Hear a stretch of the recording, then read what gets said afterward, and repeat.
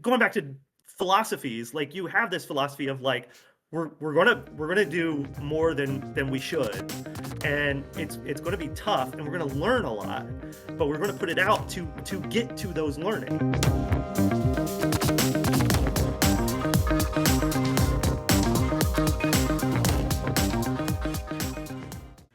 Good morning, everyone. Welcome to episode 94 of the Sandbox.Space weekly podcast. I'm host Chris, joined as always by Baby Girl, Pumpkin, who's over there, and every week we bring a special guest. This week's guest is specialer than the last. Chris Bergman's joining us from lovely Dayton, Ohio. How you doing, Chris? I'm doing great, man. How are you? Good morning. It's quite early for me. Is it? Yeah.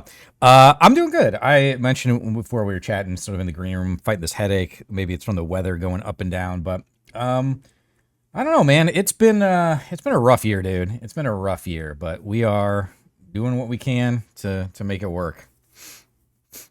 I think that is the sentiment of most people living in America right now. Yeah. Yeah.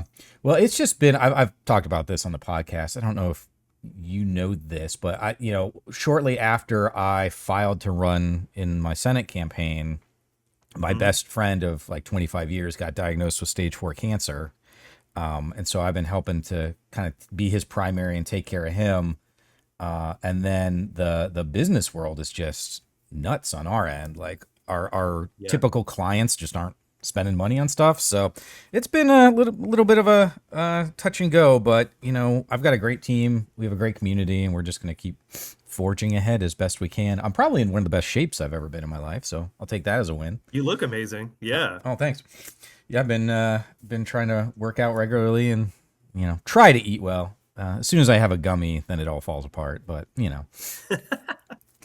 Yeah, I'm actually like in terrible shape because I hurt my hand, and so I haven't been able to like work out or do anything. Like I'm waiting for it to heal. And like it'll knock you on your ass, man. Just like one little injury and you're completely derailed. Oh, totally. This was maybe 4 years ago. I was just over working out. I would go to the gym, and then I would do yoga in the morning, and I would run after yoga, and I'd be running in like 10, 20 degree weather. And I think the cold weather, it gave me plantar fasciitis on my foot. So I couldn't run anymore. I was an idiot, and I ran through the pain for a while, which ended up being a very stupid thing to do. Worst thing you can do. Yeah.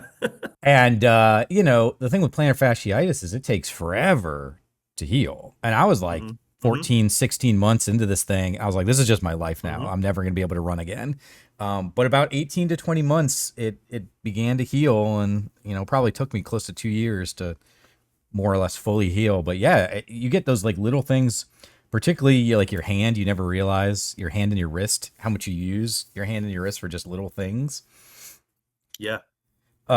So let's get started here. Chris, you want to tell folks just a little bit about yourself before we get started? Sure. Yeah. I'm Chris Bergman. I'm the founder and CEO of Gylee Games. We're based in Cincinnati, Ohio. We put out a game called Rah Rah Boom, which was 4-player co-op beat 'em up about ninja cheerleaders from outer space in August of last year. It's available on Xbox, PlayStation 5, and Steam. Available in 13 different languages and over 100 countries. That was a marathon, and I'm happy it's out the door. Yeah, you were working on that for a while. Long time. And now we learned a lot. It was great. And now we have 2 other games in pre-production that one's moving into production right now, actually, which is pretty exciting. We just are interviewing for a couple of roles for that as we move into production for that. And then another game that's still in pre-production. Nice. How has the reception been for it? It's been good, man. I mean, it was, I think what's wild is when like Polygon did a huge article on us, which was really, really cool. And I think the critical response was way better than I expected. It's very, you set out to make something, and I think if you're a genuine artist, you really try to make it for yourself, right? So we made this game definitely for ourselves, for Everybody that worked on the team, it was all things that entertained us and stuff that we really enjoyed. I had grown up in the arcades and loved playing beat 'em ups, and so wanted to make a beat 'em up. And Denver, my co-founder, hates beat 'em ups, so he wanted to like put some twists on the beat 'em up genre. And I think one of the wildest things was reading some of the journalists that were reviewing it, and they were able to, without us telling them anything, I mean, they were regurgitating our design doc back to us, right? Oh, nice. Where it was like, oh man, like we nailed what we intended to do here. Like they could feel it. They could touch what our design intentions were. And I think that's like probably the greatest achievement of what we've done with that game is we set out to make a very particular type of beat 'em up and achieved it, and people responded well to it and really understood what we were intending. So I Nice. think that was a surprise. I just didn't expect that. Yeah. Oh, that's great. I mean, I tell people, if you like something, then chances are other people like it too. The key is, can you create what you want to create in like a reasonable budget and time frame? That's always the tricky part. Yeah, we didn't do that. Yeah, it was Okay. not reasonable budget nor reasonable time frame. But it did get done. It did get, we did launch it, Yeah. and successfully. So, but yeah, we're trying to get better at the budget and and time frame. Yeah, it's my other thing I tell people is like, everything always seems to take 3 times as long and cost twice as much. It's my like hyperbolic little thing, but you plan it out, and particularly with tech, one of the things I was having this conversation last week actually. The interesting thing about the game space is like we keep developing these processes and procedures and everything to like help us be more efficient, but it's always counterbalanced by just how fast technology and the industry goes. So it's like you feel as soon as you've like developed your steering wheel and you've got your pedals and all the buttons, it's like 6 months later you got to go back and redo the steering wheel anyway, and it's just this constant process. Would it? Well, and then the market shifts so fast too, right? Like that's the Oh, other sure, thing, yeah. right? If we had, if I had the foresight to look 6 years into the future, I would have made a friend slot game. I wouldn't have made a beat 'em up, right? Because by the Mm-hmm. time that we came out, there was a million other beat 'em ups that had come out in literally the same year. And so there's like you can only, it's so difficult to sort of nail what's happening in the market. I think why those games in particular do so well is because they can be made quickly. And Yeah, you're seeing a lot of games get success that can be made quickly, right? sure. That are essentially prototypes almost, and I applaud that. I think that's awesome. But Yeah, I think but that's not the type of studio that we are. Sorry, go ahead. well, no. Yeah, I mean, that's, you have to know who you are and what you're good at, and then, I mean, we were like in pre-production on a beat 'em up when I started talking to you, and you're like, "Oh yeah, we're working on this rah rah boom game," and I was just like, "Huh, okay," because like our team was the same way. It's like, oh, we haven't really seen a couch co-op-y 2-player kind of beat 'em up Hmm. game in a while, and then all of a sudden it seemed like they were just The whole industry felt the same way, right? And yeah. so everybody went and made one. Yeah, and it was the first. I mean, Streets Rage 4 was announced while we were, before we had been announced. And so I remember seeing that and being like, oh no, here it all comes. And yeah. Hmm. And so the market got saturated really quickly, I feel like. Yeah, everything. I just like everything in life. It kind of comes and goes, or things like I've been kind of thinking like we haven't really had many like space games in a while. We got Starfield, but we haven't really had a lot of like space games or space movies lately. And now going into 2026, it seems like there's a lot of space oriented stuff coming out. So I just want that new Mass Effect to be announced, man. I'm ready for it. yeah, do you think BioWare still got it? Yeah. Oh, yeah, for sure. I mean, oh God. What I mean, I'm curious how you feel about this, because like I have a hard time criticizing any game that exists at all. Because it's such a difficult thing to do. It's such a difficult endeavor. Anyone that gets a game out the doors, it's a miracle. And then something like, what was BioWare's last game? Dragon Age, I guess? Veilguard, right? Yeah, That was a great game. and they had oh my god, I'm totally blanking on it. I'll look it up real fast. Um, But Veilguard was proof that they still got it, in my opinion. I mean, I thought that game was incredible. okay, yeah, yeah, I agree with you. I think that just the process of making a game is so difficult. Getting anything out, particularly like a studio that size, they're working on so many levels as opposed to like a smaller studio like the ones that we have.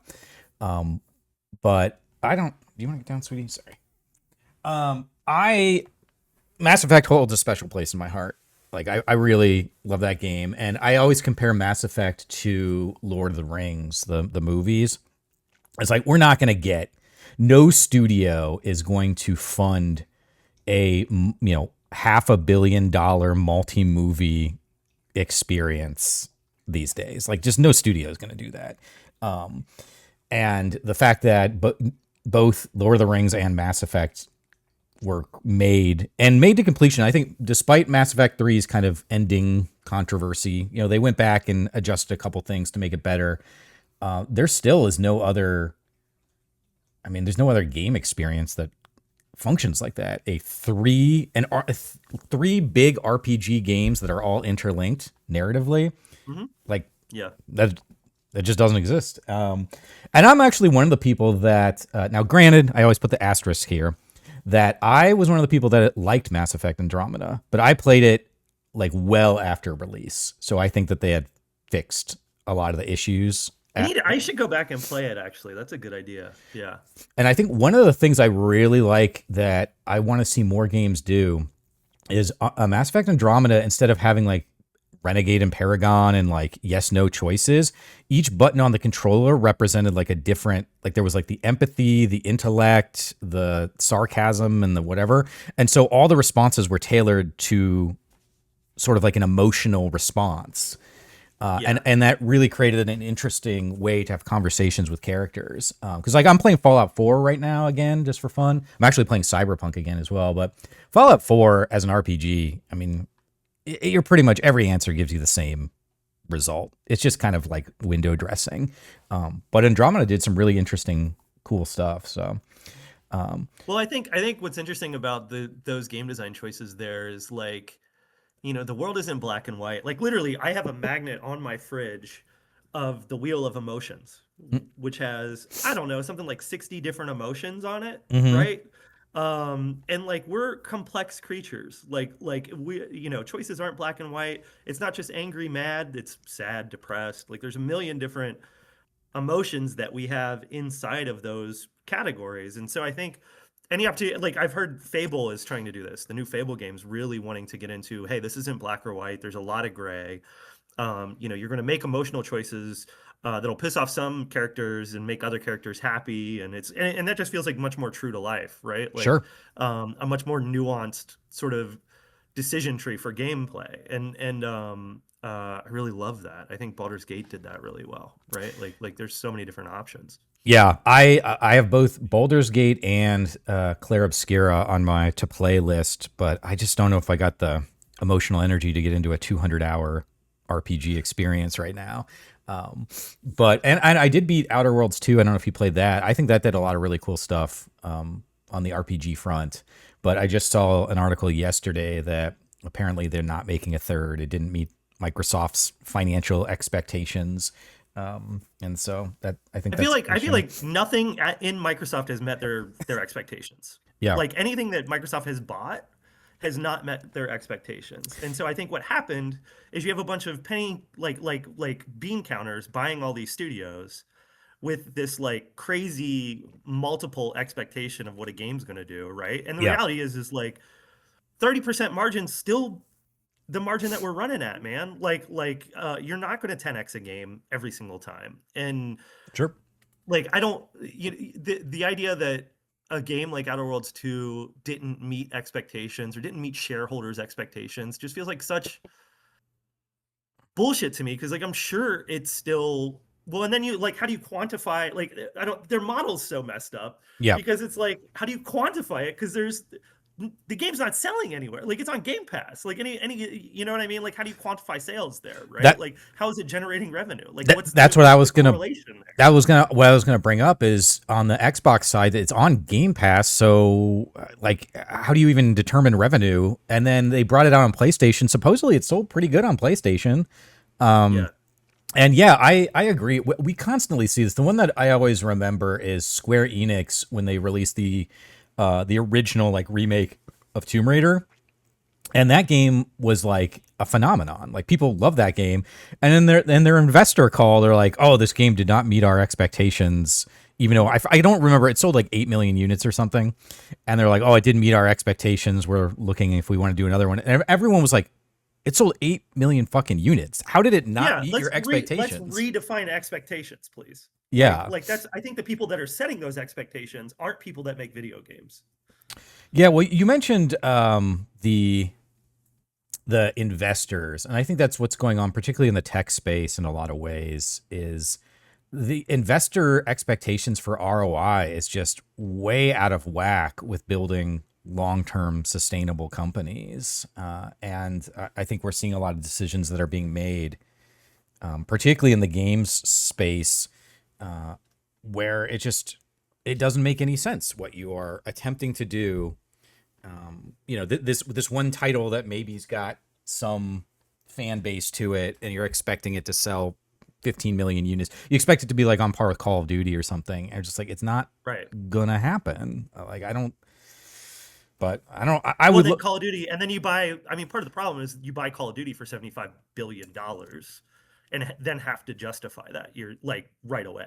Yeah, yeah. I think Microsoft is just Pumpkin's making her appearance. I'm spending a lot of time at my friend's house because I'm taking care of him, and so I'm not at home as much, and so my cat's always just like, when I'm here, needs the affection. So happy to see you. Yeah, but yeah, I agree. I think that there's a lot of. So I was talking about this in the context of AI yesterday, and how personally I think there's a big AI bubble coming, and my hope is that. I mean, when NVIDIA promised to give OpenAI $100 billion and then backtracks on that, that's a pretty big red flag. Oh yeah, yeah. It's layers and layers of this like shell game going on. That's really scary. But when I think about AI, let's just say AI explodes. I hope that the lesson that these larger companies learn is like, well, maybe we shouldn't just take all of our people, kick them out the door, and expect some dumbass computer system to create quality, creative content. Like, games are, and it's kind of funny, the joke is, history repeats or whatever, it rhymes. This is exactly what Atari did when they hired, what's his face? Was it Kasser? In the 80s, they hired that guy from Pepsi, and he attempted to like just turn video game creation into this like machine conveyor belt process, and it killed Atari. And video games are an art form; they're a creative process, and you can't just like, you can use generative AI to maybe help with assets or whatever. Mass Effect 3, but there's no shortcuts. There's no shortcuts, right? Like, everybody's looking for a shortcut to get these things done and to optimize monetization and do whatever. And the reality is like, to get to something good, it takes time and energy and effort. And video games in particular is an iterative process. Like, you can't just, in my experience, you can't be like, oh, I'm going to make XYZ video game, put a game design doc, put, a roadmap against that game design doc. The likelihood that you're going to get a 10th through that roadmap and find out, hey, this actually isn't fun, is very high. Yeah. Yeah, totally. I think there's an expectation that players and gamers have, but there's also a desire, just an innate desire among creatives to try something new, whether it's gameplay or narrative or whatever. And I don't think I have ever done.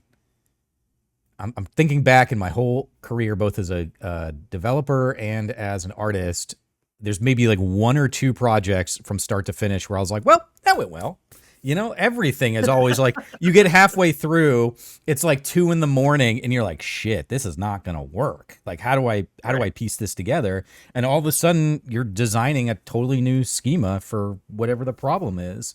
And there is no copy and paste functionality. I think that again, that's one of the issues that has happened with Ubisoft over the past 10 to 15 years is they got caught in this annualized process, particularly around Assassin's Creed, of creating these games, and they started to realize that like you cannot just keep copy and pasting the same map design using the same engine with roughly the same story over and over again. It just doesn't work. And I'm a big fan. I say this all the time in regards to movies and video games, but I'm the kind of person that like I would rather see a creator try something, and even if they don't quite maybe hit the mark, I would rather be investigating an interesting idea rather than having like I don't play Ubisoft games anymore because I just don't need a giant map where I just go from one thing to the next and then like, oh, there's my tower. Now I can see the rest of the things. And I don't know. That's just not of interest to me that Ubisoft. Well, it's a formula, right? Like, Yeah. it's a formula, and you can, I think some people. I love Ubisoft games, but I know exactly what I'm getting into every single time, and like I can get into a. What I like about them is they're kind of mindless, and like you're okay. Point me in a direction. Let me go, fight some bad guys, and that's it. That's the game, and I.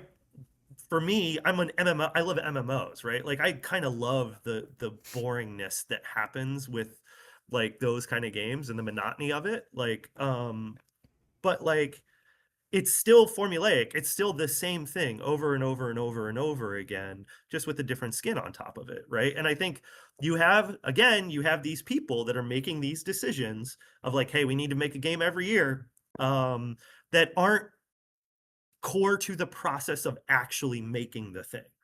They Yeah. aren't the creatives. They aren't the ones. This is why, I mean, you look at the studios that do it really well. Druckmann is a creative, right? Like they will take as long as they need to make their next game. Like most of the Sony studios are led by creatives, right? Like they take their time, they know what they're doing, and it'll come out when it comes out. Blizzard used to be that way. I have no idea what Blizzard is now, but Yeah. and I think that's where you get good games. That's where Larian, great example.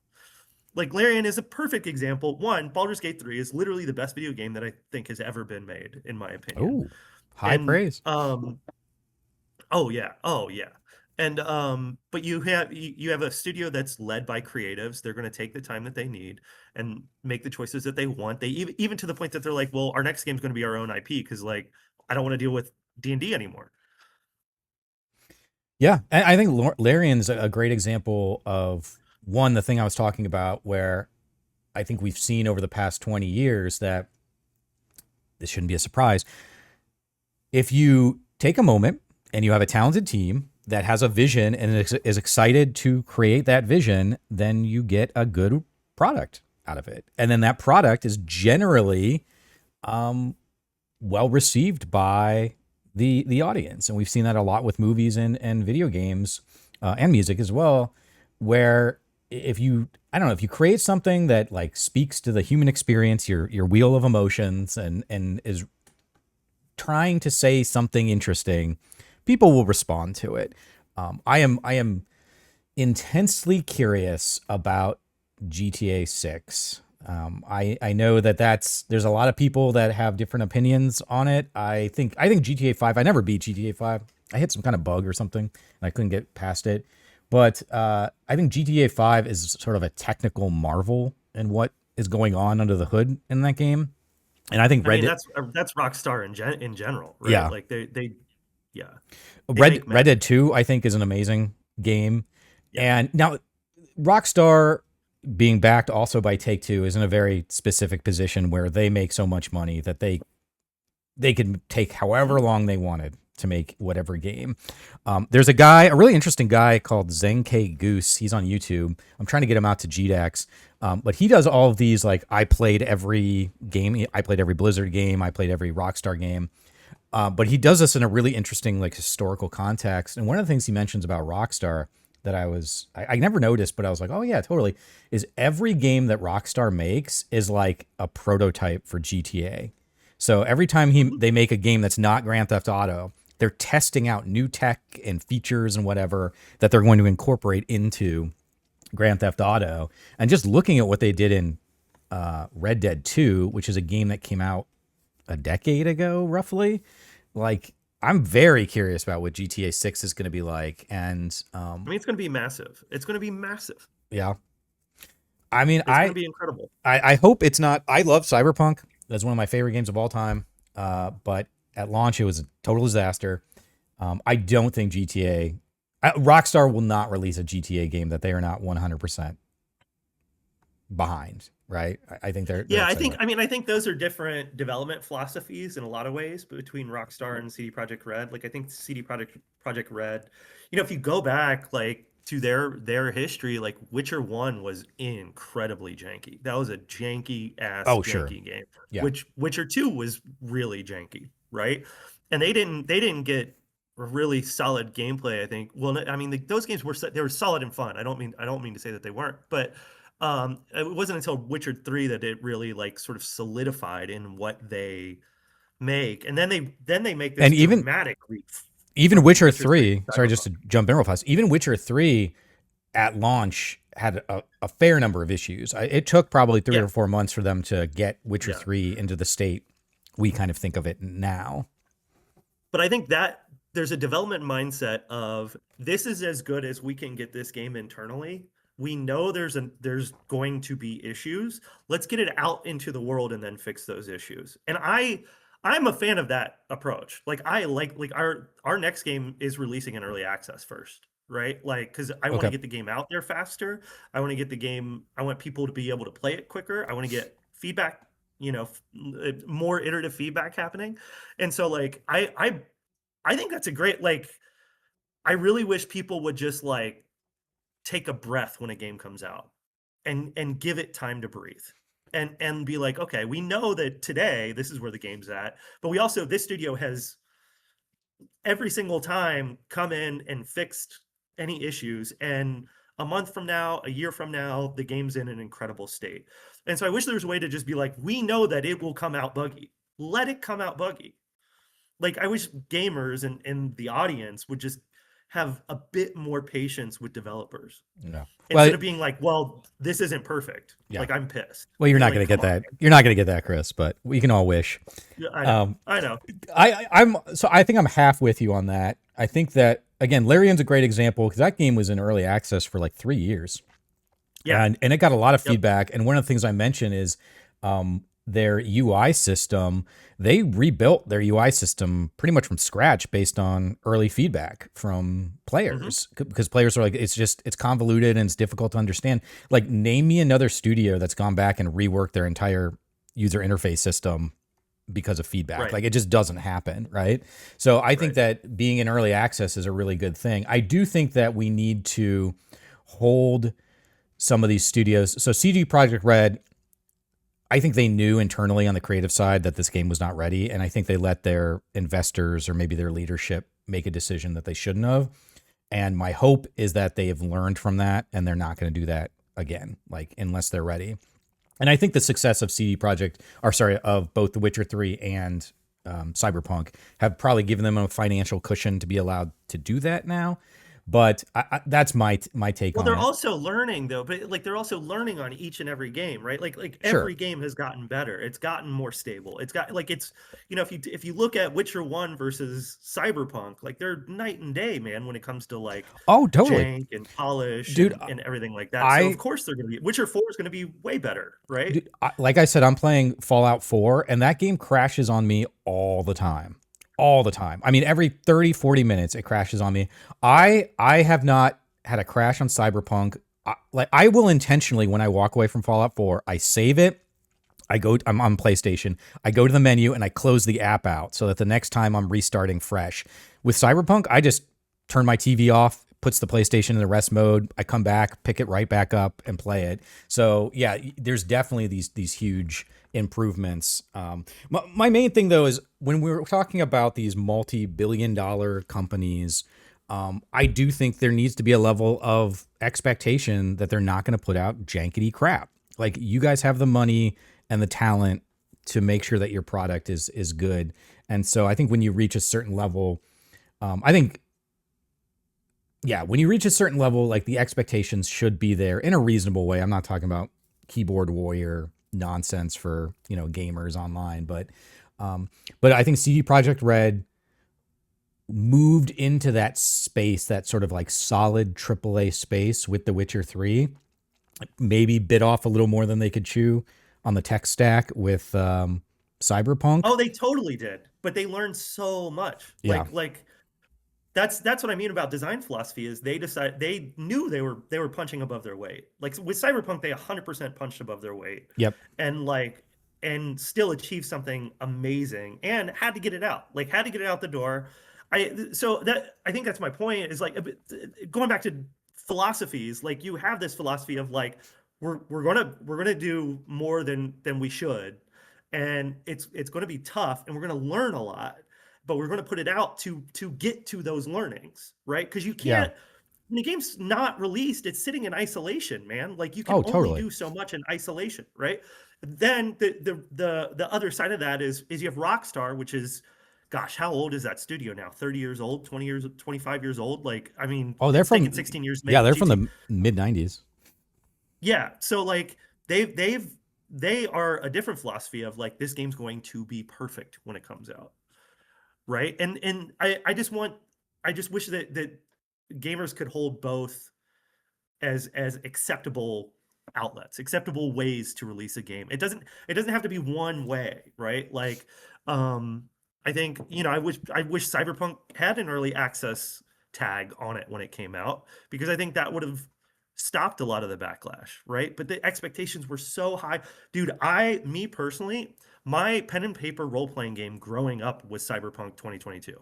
Oh, wow. Like Okay. that, so I was so stoked for that game, Mm-hmm. and then it came out, and what's so funny is it came out like during COVID or right after, or like Yeah. it was in that time, Yep. and like it was so morbid I couldn't play it. Like just from a like like life is too depressing. I can't also play a depressing game, Sure. right? That was my So I Last was of Us Part disappointed for 2. a yeah, yeah, yeah. So I was disappointed for a whole other reason that had nothing. And Cyberpunk is a dystopian world. Like I should have. That was my bad on expectations, right? Like I should have expected that. So I've never gone back to that game because like I need jolly shit in my Oh. life for the most part. I was going to say you totally Um, should have, but you're not. I think with the release of Phantom Liberty, their DLC, Phantom Liberty, I think takes all of the big ideas that they wanted to do in the main game, but they didn't have time or couldn't quite get there, and puts it in this really tight, beautiful looking, cohesive package. And then I don't know if you know this, but they went back right before Phantom Liberty came out. They did their Cyberpunk 2.0 update, and like it revamped their entire like cyberdeck system, their entire like skill tree. Like it's a brand new game. That's not going to get rid of the. It's still a dystopian hellscape. That's not going to get rid of that part of it. But as a game, it is, I think, phenomenal. yeah, I mean it's gorgeous, it's beautiful, it's so well done. 100%. I'm too busy. I never played The Witcher 3 DLC, and I hear there's a new one coming out this year as a rumor. So my goal right now is I'm playing Witcher 3 on Steam Deck, Okay, and because I've been traveling like crazy, so it's been my travel game, and nice. I've been loving it. So and Witcher 3 is still such a great. I love that world in particular. I read the books and really enjoy that world. So I've thought about getting into the books. I've been thinking about getting into some kind of like fiction because I read a lot of nonfiction stuff, and I'm like, can I I? have the book for you, Okay, Volpe. If you haven't heard of it, I this is my girlfriend's looking at me. She's like, I know what you're gonna say right now. I'm ready. Hit me. Uh, Dungeon Crawler Carl is truly the best book series that's out right now. I'm man, I'll just say it. I've been chasing down the license. I've got a game I want to make in this world so bad. Okay, I'm working on it. There's 7 books. 8th book comes out this year. Uh, if you're an Audible guy, it's the best Audible performance I've ever heard in my entire life. It's one guy that does all the voices named Jeff Hayes. He's incredible. Man, if anybody listening to this, if you've not heard of Dungeon Crawler Carl, so what it is, it is it's in the free on lit. the Kindle subscription. That's cool. There you go. It's in lit RPG as a genre. So what this is it's sort of like it's meta in the same way that like Ready Player One was meta, but it's not like Ready Player One at all, I feel like. It is he's Carl is ends up in a dungeon and is levels up the same way he would in a video game, gets new powers the same way he would in a video game.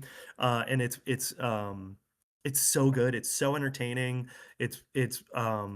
You fall in love with the characters. The story's incredible. I cannot recommend it enough. If you don't have any fiction that you're looking at yet and you need something, and if even you're a slightly gamer, Dungeon Crawler Carl is truly the best book series that's out right now. All right, I'll give it a whirl. I need to do more reading, and I just need something that doesn't require me to think a lot because I'm just so brain It's dead. perfect for that. I'm so brain dead It's right now. perfect for that. I feel that. Yeah. Yeah. So, well, just first of all, just real fast, you said you had a Steam Deck. Do you like it? Love it. Okay. Love it. Yeah, I mean, the only thing I'm thinking about getting the ROG Ally X so I could play Game Pass games. That's the only thing that I'm missing. I know there's ways around it, like you can do cloud stuff, but like I use Game Pass a lot. Like I try to play, at least one or two new games a week. And so Game Pass is a really good way to do that. And you can't really do Game Pass well on Steam Deck, but for everything else, I love it. I mean, for everything that's on Steam, I think it's wonderful. Okay. Yeah, I've not that I need to buy a new device for playing video games, but I'm just kind of curious as I hear people use it out in the wild because Steam's also working on their new console. And Oh yeah. it's totally possible that if Microsoft does decide to not do another physical Xbox console, maybe that's the role that Steam can come in and play potentially. Yeah. So let's get a little bit of a downer here. I'm curious your thoughts. Did you see Great.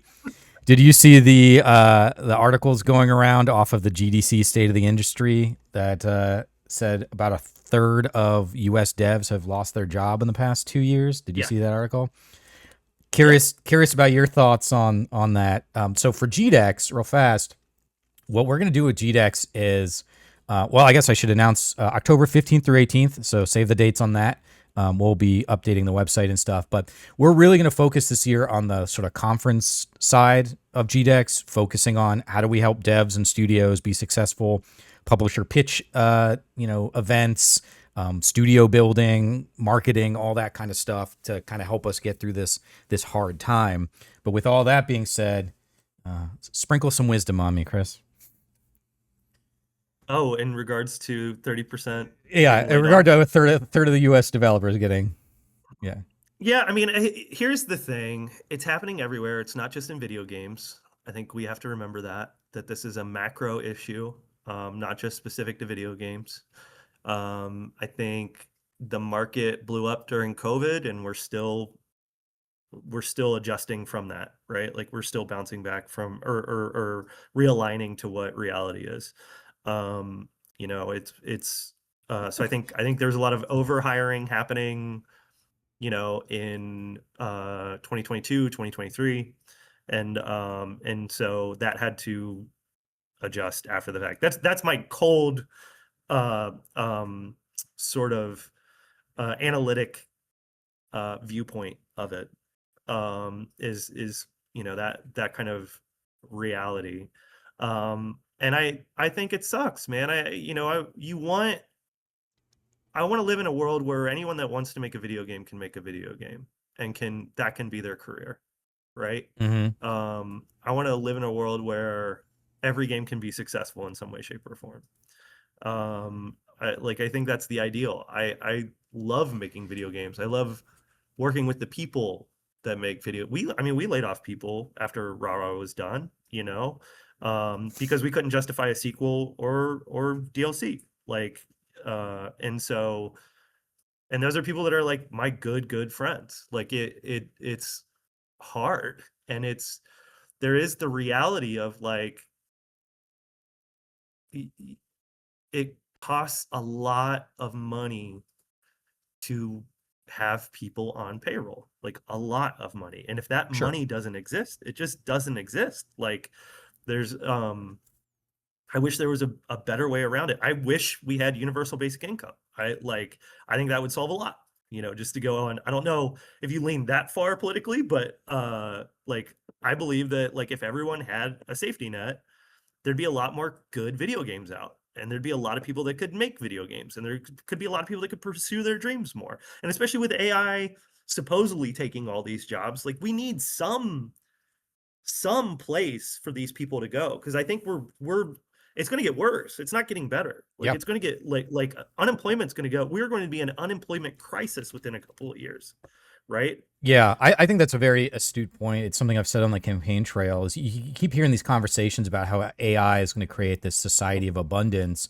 but like abundance for whom, right? Like you're telling me that Elon Musk is going to crack AI and Grok is going to be the next like multi-trillion-dollar product and he's just going to share that value all around? Like, no, like that's not going to happen. And I agree. Like the way I view universal basic income is the same way I view investing in a company, which is like we are all, as citizens, owners in the United States. We all invest our time, money, and efforts into the United States. And when that leads to success through an individual or a company or whatever, then that money should be collected and we just use taxes. Taxes is just the easiest way to collect that money. Like there's other ways, but taxes just work. And giving some of that back to individuals in essence as like a dividend payment. And that's one of the things that I say. I have this I conversation. love that you made it capitalistic. Like Well, I I see. love that you put a capitalistic bent on it, but it works. That works. Yeah, because the thing is, like, that's the reality of it. And I've kind of got to the point in my old man yelling at clouds phase of my campaign here, where I'm sick of people pretending that these giant mega corporations just spring up out of the ground of their own volition. And it's like, look at Amazon. This is the example I always use. It's like Amazon is Amazon because of the tens of trillions of dollars that we have invested, we being the government, we being the people, in roads, bridges, seaports, airports, electric grid, the internet, military security. Like all that stuff didn't fall out of the sky, right? Jeff Bezos isn't out there pouring asphalt, right? He takes all of his investments that have been put into society and built Amazon on top of that. He wouldn't have shit if we didn't create the internet through the DARPANET initiative and so on. And so this idea that these commercial corporate entities pop up, the lifting of their own bootstraps, which I love because that statement is that lifting yourself out by your bootstraps. Physically not possible. Yeah, it's a satirical statement that is designed to show that it is not possible. And they've taken it and turned that into their mantra. I just think is so fitting, sort of ironically. But more importantly, I'm a systems guy and I really believe in aligned incentives. And if our goal is to create like an America that's just completely dominant in which everybody can live well and has access to opportunities and freedoms, then we need to align the incentives in a way that success of the corporations equals success of the country, which equals success of the people. Otherwise, you've got all this internal infighting, which is what we have now. I totally agree with you. Like this Star Trekian world that it just kills me. I'm watching Star Trek now with my friend, Next Gen. I've watched Next Generation a bazillion times. We're watching it again. And it's like Elon Musk is out there. It's like, I want to build us towards a Star Trek utopia. I was like, okay, cool. So no billionaires then? Because there's no billionaires in Star Trek. So universal basic income and universal healthcare and universal education. Like if you want to do all those things, Elon, I'm right there with you. But I don't think that's what you want. When you say utopia, I think you want to be in control of providing the abundance. And if that's the case, then we don't really have abundance. We have whatever you happen to allow us to have at any given moment. Yeah. I mean, I fully agree with that. Yeah, that was a good rant. I fully agree with that, man. And I mean, just kind of bringing it back to video games, like if you can give people food and shelter and healthcare, which are basic human needs, I think then you give. I hate these stories about people that are like eating ramen trying to get their dreams made, right? Like you should be able to chase your dream. If this is the America that people say it is, chasing your dream is a part of it, right? And for us in this industry, that dream is making video games. And so Hmm. like giving people the just not having to like do other stuff to survive and being able to work on your art. I mean, Yeah, I think is what I want for everybody. totally. I mean, think about like how many Einsteins and Frida Kahlos and whoever else we've lost because they're so busy just surviving that Right. they're not Right. able to actually use their skills or their intellect in some way. Yeah, I agree with you. And the funny thing is, like, we have all these arguments in society about stuff, and I always listen to them. I was like, I think we're having the wrong arguments. So everything you just detailed there, right, is exactly what rich people do every day of their lives. They Right. go and they do the things they want to do. They spend time with their friends. They go to country clubs and play golf or whatever. They're involved in creative elements of things that they enjoy. There's a documentary that I recommend everybody watch. I believe it's on YouTube still. It's called Born Rich, and it is by one of the. This was made in like the early 2000s, and it's by one of the guys who is an heir to the Johnson and Johnson fortune, and he's Oh about yeah, I heard about this. yeah, he's about to turn like 18 or 21 and inherit just like an insane amount of money. And so he hired people to do this little documentary in like the week or two leading up to his birthday. And he talks to different folks and actually Ivanka Trump is in it as a very young girl. She's in it. And he has this there's this segment where he interviews his dad, and his dad is the son of the Johnson that made Hmm. everything, right? So his dad has never actually like worked ever in his life. He's been on boards and stuff, but he's never really worked, you know? And he spends all his day reading and learning. I think he's learning piano maybe, and he spends his day bettering himself and building Hmm. relationships. And I Because always he doesn't have to survive. yeah, and I always think it's funny because people talk about like all these lazy poor people that aren't making something of themselves. And I was like, these really wealthy people are like some of the laziest motherfuckers you're ever going to see if you're using that lens. But they're able to be lazy because they have this money that they don't have to worry about housing and food and education and healthcare and all of that. And I think that like that's where we should be bringing all of society so that we can start to have, like you said, if you want to make video games, make video games. If you want to make music, maybe if you want to be a doctor or an engineer, like whatever, right? You're not restrained by these things that pop up. There's a great book called it's about how expensive it is to be poor and all the like Hmm. little expenses you pay, and just think about like your bank account. Like rich people don't pay overdraft fees. Even if their account overdrafts, the bank just automatically waives it. They're not charging rich people overdraft fees. Right. And like, you and I've run businesses. Like my business has gone overdrafted before, and I'm like, now I got to scramble to find $1,000 to throw in there or whatever. Like, it's a stressful place to be, and it just wastes a lot of time. Hmm.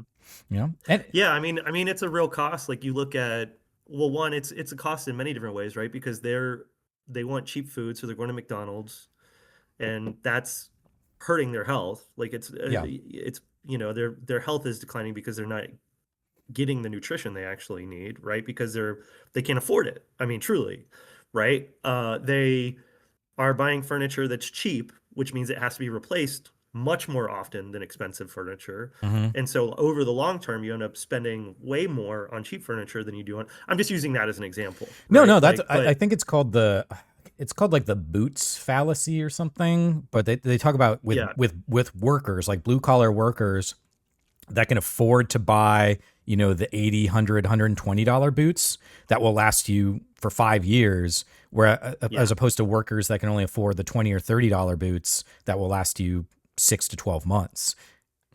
yeah. You end up spending more over the long term, and that's why it's so costly to be poor. Yeah, Yeah. or even fucking middle class at this point. Like Oh, it's sure, not. sure. I mean, that's what's crazy to me is like the low end of middle class has dropped so low in comparison to inflation and I mean home ownership and okay, I am depressed now. Good job. Well, why don't we? We're in our last 10 minutes here.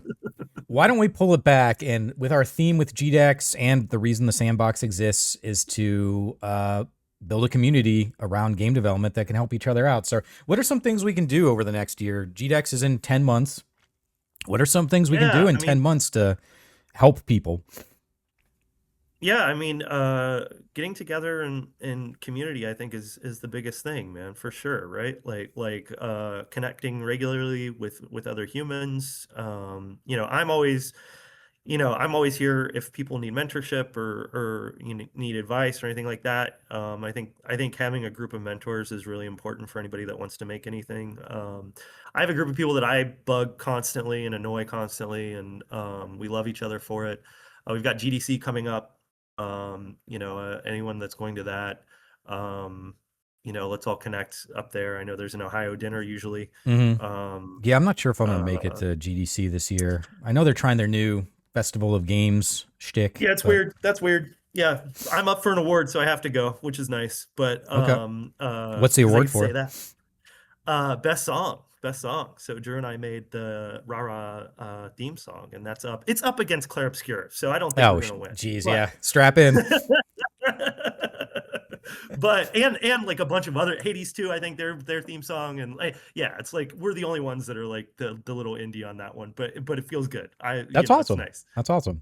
Um, but yeah, there's the Ohio dinner there. And I think I think what sucks is it's like I feel like we're back on islands again. Now that Twitter's awful and nobody uses it and nobody uses Blue Sky and like my Instagram is a private personal Instagram account. Like it's I think we're all kind of there was a period where we were all able to communicate with each other a lot better than we can today. So I think we have to be a lot more intentional about reaching out and connecting. Yeah. Um, like you did. Like you're like, hey, what's up? Let's hang out. Come on my podcast. I'm like, oh yeah, let's do it. I miss you. Yeah, that's one of the things that I'm the kind of person. One, I'm just so busy these days, but I'm always the kind of person that's like I need to just set the thing. It's the same thing with like running for Senate. Like I've never run for anything before. I'm just like I'm going to set this as a goal and I'm going to try to work towards it.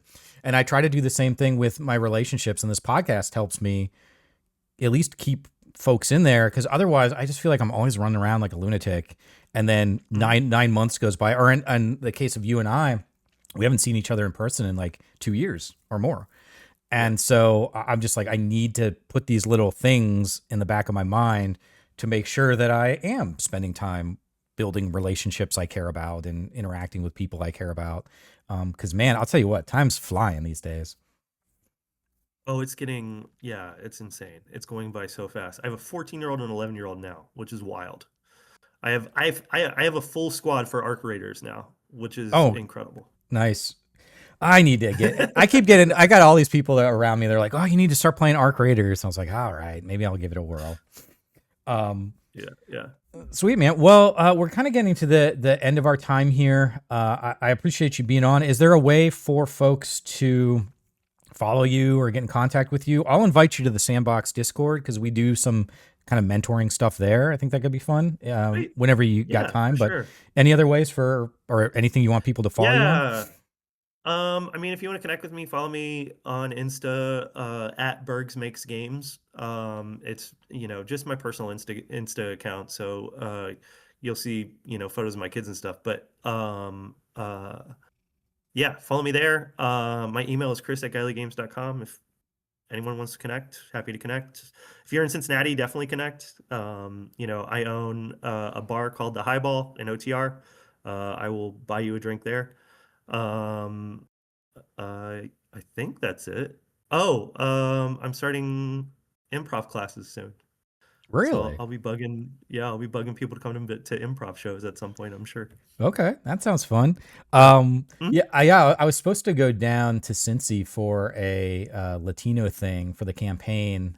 This like left Democrat Latino coalition, but the weather and stuff got in the way. But Oh yeah. I want to come down. I haven't been to Cincinnati in forever. So Yeah, I got stuck in LA for the snowstorm. It was awful. it was all yeah, it was real awful as you're drinking Mai Tais on the beach.